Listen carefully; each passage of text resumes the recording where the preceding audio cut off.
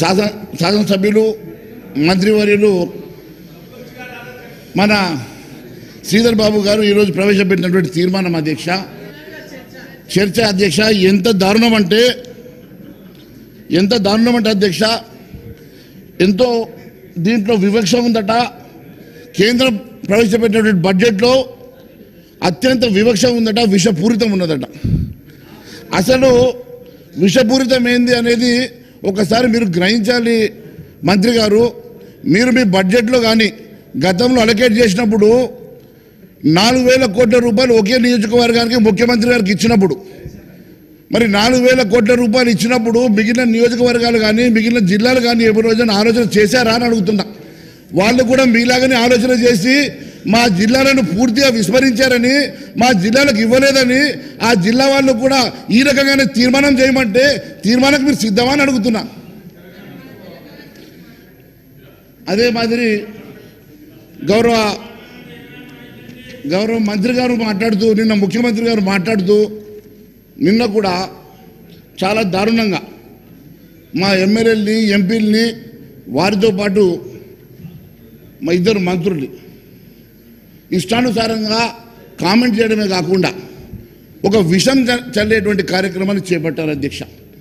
కేవలం మేము ప్రధాన ప్రతిపక్షంగా ఈరోజు ఈ రాష్ట్ర ప్రభుత్వానికి సమానంగా 8 మంది ఎంపీలను గెలుచుకునేసరికి పాపం ముఖ్యమంత్రి గారు ఇబ్బందులు పడి ఎక్కడైనా కుర్చీకి ఎసరు వస్తుందో, ఎక్కడ ఆయన పదవి పోతుందో అని చెప్పి భయపడి ఏదో ఒక రకంగా మమ్మల్ని ఇబ్బంది పెట్టాలని చెప్పి ఈరోజు ఈ రకంగా తీర్మానం భయపడి ఏదో ఒక రకంగా మమ్మల్ని ఇబ్బంది పెట్టాలని చెప్పి ఈరోజు ఈ కేంద్ర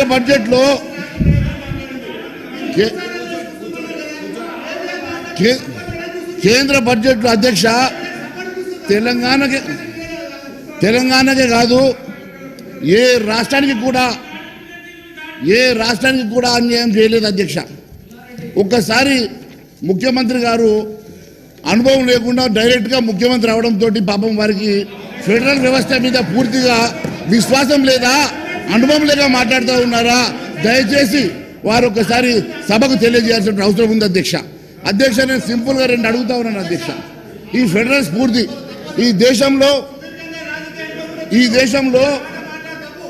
దేశంలో ఏ రాష్ట్రంలో కూడా, ముఖ్యంగా ఉమ్మడి ఆంధ్రప్రదేశ్లో కానీ తెలంగాణ రాష్ట్రంలో కానీ ఏ రోజు కూడా జరిగినటువంటి ఒక కొత్త చర్చకు దారితీసినటువంటి ముఖ్యమంత్రి గారు.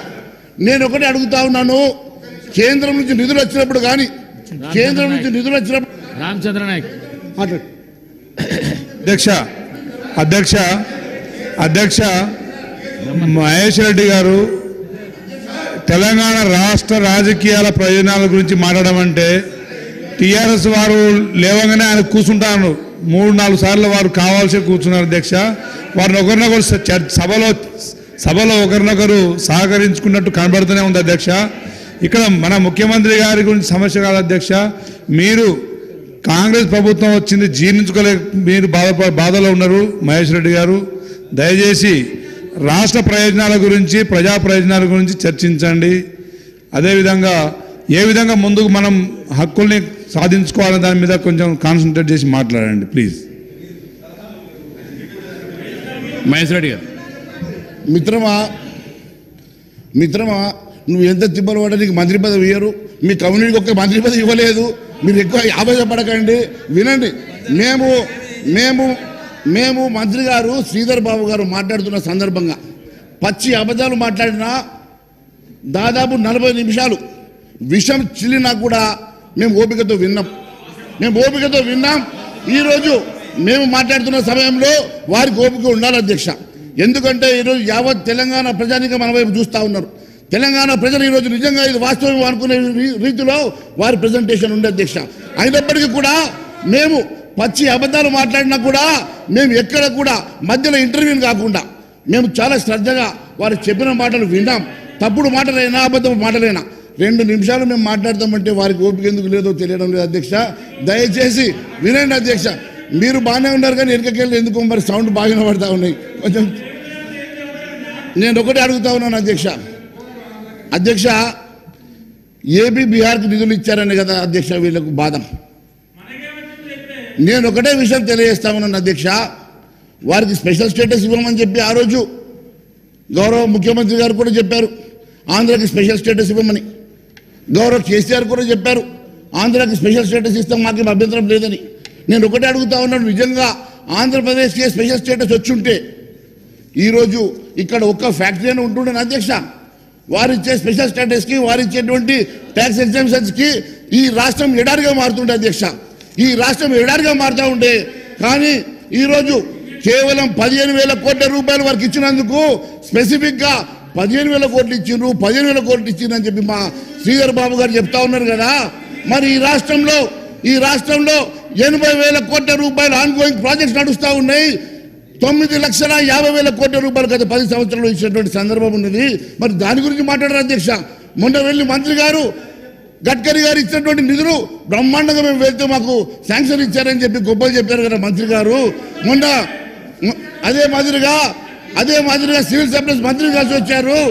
అదే మాదిరిగా వాళ్ళు కేంద్ర మంత్రుల్ని, ప్రధానమంత్రిని కలిసి మరి బ్రహ్మాండంగా మాకు టైం ఇచ్చారు, బ్రహ్మాండంగా మా అడిగిన పనులు చేశారని చెప్పినటువంటి వీళ్ళకి ఈరోజు కేవలం ఆంధ్రప్రదేశ్కి 15,000 కోట్లు ఇస్తే మాకు ఇవ్వలేదని అక్కసుతో మాట్లాడుతున్నటువంటి మరి ఈ పరిస్థితి మంచిది కాదు అధ్యక్ష. ఫెడరల్ స్ఫూర్తి అనేది ముఖ్యమంత్రి గారికి కనీసం ఆ ఫెడరల్ స్ఫూర్తి అనేది ఉండాలి అధ్యక్ష. వారికి బాధ్యతాయుతమైనటువంటి సీట్లో కూర్చున్నప్పుడు కనీసం పెద్ద ఆలోచన చేయాలి తప్ప ఇలాంటి చిన్న చిన్న అంశాల మీద ఈ రకంగా సభా టైంని వేస్ట్ చేయడం అనేది మంచిది కాదు అధ్యక్ష. ఒకవేళ చెప్పాలనుకుంటే మరి ఈరోజు 80,000 కోట్ల రూపాయలు ఆన్గోయింగ్ ప్రాజెక్ట్ గురించి కూడా డిస్కస్ చేయమనండి. అదే మాదిరిగా 9,50,000 కోట్ల రూపాయలు ఈ రాష్ట్రానికి గత 10 సంవత్సరాల్లో ఇచ్చిన సందర్భాన్ని కూడా మాట్లాడమనండి. అవేమి కాకుండా కేవలం అక్కడ 15,000 కోట్లు ఇచ్చారు, మాకేమి ఇవ్వలేదు అంటున్నారు కదా అధ్యక్ష. మరి డిపిఆర్స్ ఏమైనా సబ్మిట్ చేస్తారు అధ్యక్ష? మూసీ నది కట ప్రక్షాళన కోసం 10,000 అడుగుతూ ఇవ్వలేదు అంటారు. అయ్యా, మీ మూసీ ప్రక్షాళనకు 10,000 కోట్లు కాదు, మీరు డిపిఆర్ ప్రాజెక్ట్ ఇచ్చారా? కనీసం ఆ స్పెసిఫిక్ నామ్స్లో మీరు అప్లై చేసి అడిగారా? కేవలం ఎందుకండి ఆ రోజు వాళ్ళు కాళేశ్వరంని 16,000 నుంచి 1,00,000 కోట్లు చేసుకొని ఏటీఎం చేసుకున్నట్టుగా మీరు కూడా ఈ మూసిని అడ్డం పెట్టుకొని 1,00,000 కోట్లు 1,50,000 కోట్లు చేసుకొని ఏటీఎం చేసుకోవాలని ప్రయత్నం చేస్తూ ఉన్నారా? మీ ఆలోచన వెనుక ఉండేటువంటి మతలం ఏందో నాకు తెలుసు. ఖచ్చితంగా మీరు మూసీ నదిని మీ ఆస్థాన గుర్తుదారుల కోసం ఒక ప్రాజెక్టు తయారు చేయడానికి విషపూరితమైనటువంటి ఆలోచన చేస్తున్న సంగతి ఈరోజు నేను తెలియజేస్తాను అధ్యక్ష. కేంద్ర బడ్జెట్ వ్యతిరేకంగా ఈరోజు మరి ఈ రకమైనటువంటి అసెంబ్లీ తీర్మానం చేయడం వెనుక మరి మతలం ఏందో తెలియాల్సిన అవసరం ఉంది అధ్యక్ష. ఈ కాంగ్రెస్ పార్టీ మతలం ఏంది? రేపు తెలంగాణ బడ్జెట్లో మాకు కూడా అన్యాయం జరిగిందని చెప్పి రేపు వేరే జిల్లాలో, తెలంగాణ రాష్ట్రంలో వేరే జిల్లాలో కూడా ఇదే తీర్మానం అడుగుతారు. ఏ రకంగా మీరు రేవంత్ రెడ్డి గారి నియోజకవర్గానికి 4,000 కోట్లు ఇచ్చారు, మా నియోజకవర్గం ఎందుకు 4,000 కోట్లు ఇవ్వలేదని చెప్పి మేము కూడా తీర్మానం అడిగితే పెడతారా? ఈ రకంగా వెనుకబడినటువంటి ఆదిలాబాద్ జిల్లాకు అన్యాయం చేస్తున్నారని చెప్పి రేపు ఆదిలాబాద్ జిల్లా నుంచి కూడా ఇలాంటి ఆలోచన వచ్చినప్పుడు అక్కడ ప్రజలు మరి ఈ అంశాన్ని మరి మా మీద ప్రెజర్ పెట్టినప్పుడు మేము కూడా మరి తీర్మానం అడిగితే పెడతారా? ఒకసారి అడగాల్సిందిగా మీ ద్వారా అడుగుతున్నాను అధ్యక్ష. కేంద్రంలో ఇదంతా కూడా దీని వెనుక ఉన్నటువంటి అసలు రాష్ట్రం నేను చెప్తాను అధ్యక్ష. దీని వెనుక ఉన్నటువంటి అసలు రాష్ట్రం నేను చెప్తాను అధ్యక్ష. రాహుల్ గాంధీ గారు ప్రజా సమస్యను మర్చిపోయిన అధ్యక్ష. దేశంని మర్చిపోయి హిందువులంటే దేశాన్ని పెంచుకున్న అధ్యక్ష. హిందువులకు వ్యతిరేకంగా మన స్టేట్మెంట్ ఇచ్చిండు అధ్యక్ష. ఇచ్చాడు ఆన్ రికార్డ్ మాట్లాడుతున్నారు అధ్యక్ష. కాబట్టి మహేష్ రెడ్డి గారు సార్, ఇప్పుడు మినిస్టర్ గారు, నేను గౌరవ బీజేపీ లీడర్ మహేశ్వర్ రెడ్డి గారిని కోరుతా ఉన్నాను అధ్యక్ష. రాజకీయాలు మాట్లాడదామంటే వేరే సమయం సందర్భం ఉంటుంది. ఇది రాష్ట్ర ప్రజల ప్రయోజనాలకు సంబంధించి మేము ఈరోజు వారిని అడుగుతా ఉన్నాం. ఏపీ రీఆర్గనైజేషన్ యాక్ట్కి సంబంధించి మీరు బీజేపీకి సంబంధించిన శాసనసభ్యులు కూడా రేపు రాబోయే కాలంలో బడ్జెట్ సమావేశాలు నడుస్తూ ఉన్నాయి పార్లమెంట్లో. దాన్ని సవరణ చేయడానికి మీ సహకారము, మీ చేయూత, ఈ రాష్ట్ర ప్రజానికానికి సంబంధించిన ప్రయోజనాల విషయంలో మీరు మాతో నడుస్తారా లేదా?